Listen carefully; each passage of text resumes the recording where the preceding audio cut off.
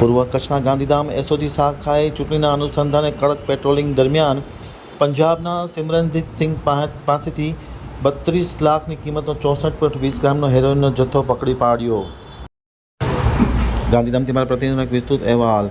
ખાસ કરીને લોકશાહીની ચૂંટણી ચાલી રહી છે ત્યારે આ ચૂંટણીની કામગીરી અસરકારક થાય તેવા હેતુ સાથે આજે પૂર્વ કચ્છના એસઓજી શાખાએ પંજાબના એક શખ્સ પાસેથી 32 લાખની કિંમતનો હેરોઇનનો જથ્થો પકડી પાડવામાં આવતા ભારે અફડાતફડી મચી જવા પામી છે.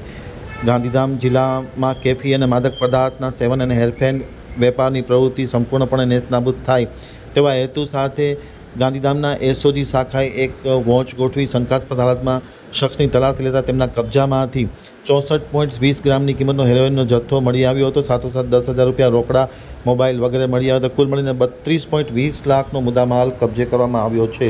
બાતમી મળેલ હતી કે એક વ્યક્તિ જે છે એ પોતે જે છે પંજાબથી આવીને અહીંયા જે છે માદક પદાર્થ જે હેરોઇન છે એમનું અહીંયા આવીને સપ્લાય અને વેચાણ કરે છે.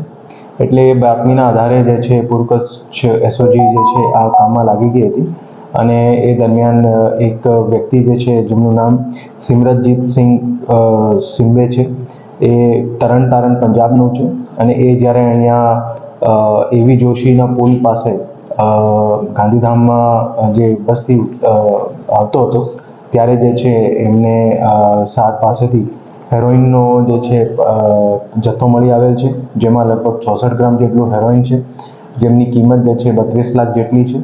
અને એ જે અહીંયા સપ્લાય કરવાનું હતું જે વ્યક્તિને, જેમનું નામ જે છે નીરજ પંડિત તિવારી છે અને એની સાથે સાથે જે માલ જ્યાંથી એ લાવ્યું હતું, જે તરણથી જે એમને સપ્લાય કર્યું હતું એ રાહુલ, એ ત્રણેયના જે છે આ ગુનામાં જે સંડોવણી ખુલી છે.